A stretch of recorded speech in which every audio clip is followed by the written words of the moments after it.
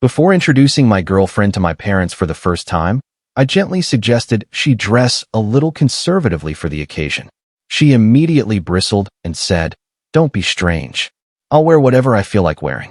I'm not something you own." That evening, after the dinner, my parents took me aside and spoke one quiet sentence that shifted everything inside me. "It's strange how you can date someone for a whole year, believe you're laying the groundwork for a future together, and then watch the entire thing collapse in one hushed moment across a dinner table."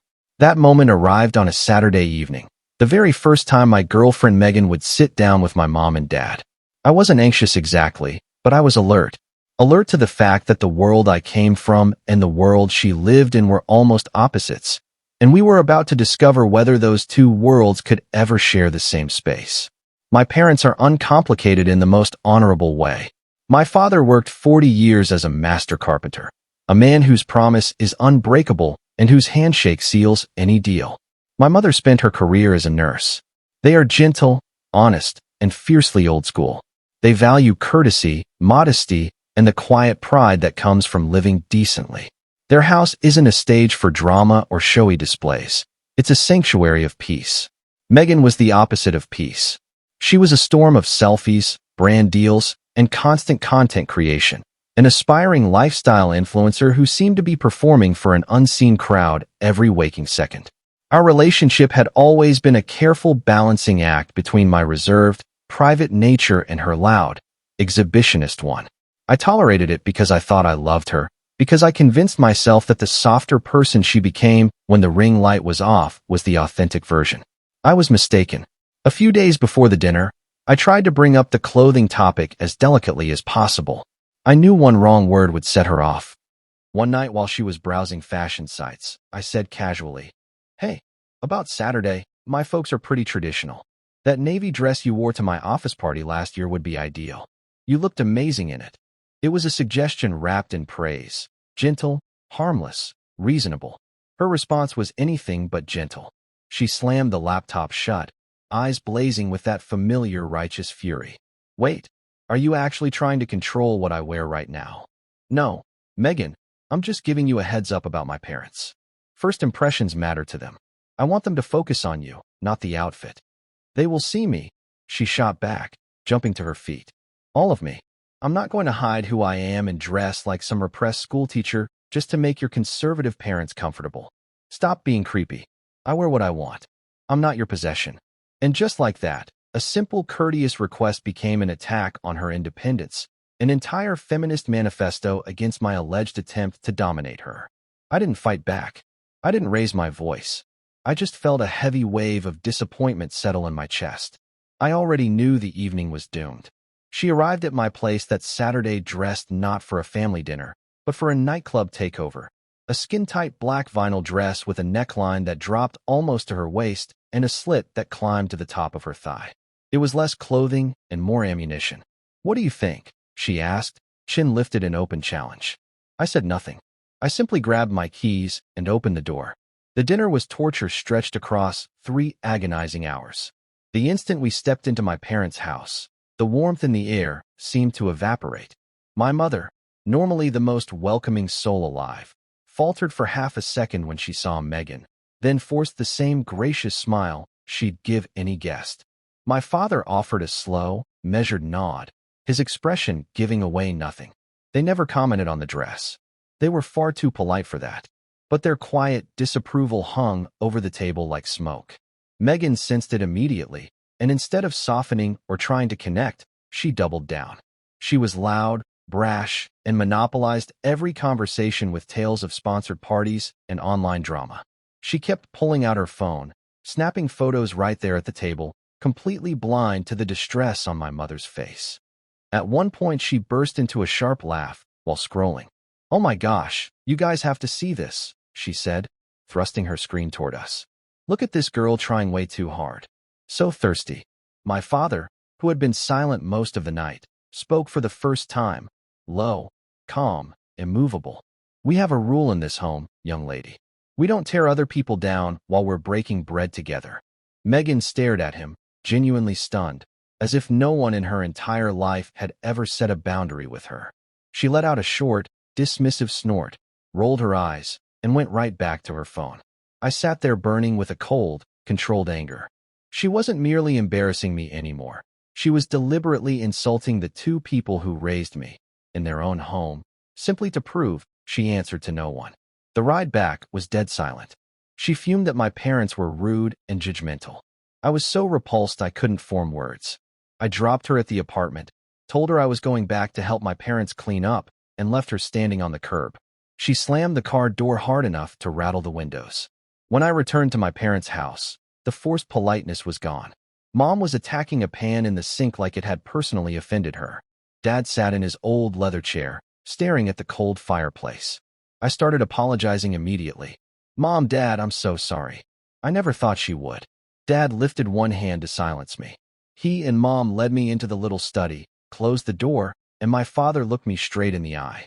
"Son," he said, voice soft but heavy with decades of earned wisdom. "You don't build a life with a woman who walks into your family's home and treats it like a stage instead of a sanctuary." It wasn't criticism. It wasn't a command to end things. It was a single, crystal-clear truth that sliced through every excuse I'd been making for her. She hadn't come to join us. She had come to perform, to dominate, to turn my parents' quiet table into another backdrop for her personal brand. In that instant, everything became undeniable. The relationship wasn't damaged. It was built on the wrong foundation from the start. My allegiance wasn't to her anymore. It was to the principles my parents had lived and taught me. And I knew, with the steady certainty of a man standing on solid ground, that I was finished. I didn't end it that night. A dramatic breakup would have fed exactly the story she wanted. The controlling boyfriend who exploded over one misunderstanding. No, my exit had to be as quiet, deliberate, and devastating as the disrespect she had shown. So for the next month, I simply disappeared while still living in the same apartment. I stopped arguing. I stopped engaging. The warm, involved partner she knew was replaced by a courteous, unreachable stranger who happened to sleep in the same bed. First to go was the money. We kept separate accounts, but there was a joint credit card meant for groceries and bills that had quietly become her unlimited shopping and brunch fund. One afternoon, I phoned the bank, reported her card lost, and had it canceled. A few days later, she stormed in, furious that her card was declined at a boutique. I looked up mildly and said, "Huh, that's odd. You should probably call them yourself." For the first time ever, she had to sit on hold, navigate the robot menus, and solve her own problem while I continued reading. Next went my role as her personal photographer. I had always been the one crouching for the perfect angle, taking 200 shots until one made her cheekbones look divine. The first weekend after the dinner, she twirled in front of me in a new outfit, phone ready. "Babe, quick pics. The golden hour is perfect right now." "Sorry," I said without glancing up from my screen, swamped with work. "It'll take 2 minutes. You're resourceful, Megan. You'll manage." She spent an hour wrestling with a selfie stick and a ring light, growing more frustrated with every blurry frame. The effortless glamour she sold online now required actual effort, because I was no longer supplying it for free. Then came the social withdrawal. I stopped attending her influencer parties. I stopped dining with her loud circle of friends. I quietly rebuilt my own life. Old friends, hobbies, weekends that belonged to me again. 3 weeks and she finally snapped. "What is going on with you? You're cold. You ignore me.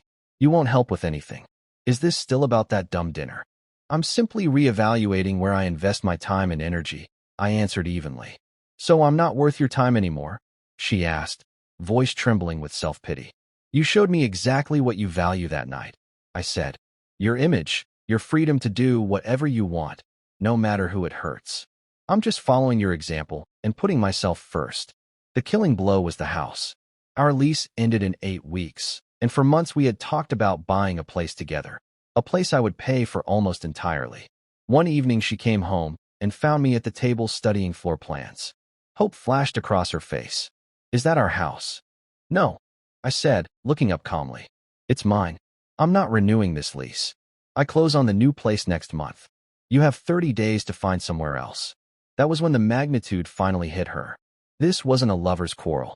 This was the end of the comfortable, fully funded lifestyle she had taken for granted. The meltdown was operatic. Tears, screaming, bargaining, promises to change, offers to apologize to my parents, vows to dress however I asked. It was all theater, a frantic audition to keep the gravy train on the tracks. I had spent a month detaching. Her tears slid off me like rain on glass. I simply repeated that the decision was final and she had 4 weeks to pack. She ran to her parents for rescue. I had already spoken to her father privately, laid out exactly what happened that night, and told him I was done. He was mortified by his daughter's behavior and refused to intervene. She tried to poison our mutual friends against me, but too many people had heard firsthand about the dinner disaster. The poor abandoned girlfriend story fell flat. In the end, she did the one thing she swore she would never do. At 30 years old, she moved back into her childhood bedroom under her parents' roof. Influencer career stalled. Savings non-existent. A full year has passed. I live in the house I designed and helped frame with my own hands. A quiet, orderly place that feels like breathing deeply after years underwater. My parents come for dinner every Sunday. The table is full of easy laughter and mutual respect. 6 months ago, I started seeing someone new. Her name is Rachel. She teaches 3rd grade. She's warm, witty, and grounded. When she met my parents, she wore a simple, sleeveless dress the color of fresh cream, spent the evening asking my dad about dovetail joints and my mom about heirloom tomatoes, and listened, really listened, to their answers. She walked in and saw family, then quietly became part of it. A few weeks ago, I was at a cafe with Rachel when Megan walked in with some of her old entourage. She looked worn, the brightness forced. She saw me relaxed and happy beside a woman who was gazing at me with uncomplicated affection.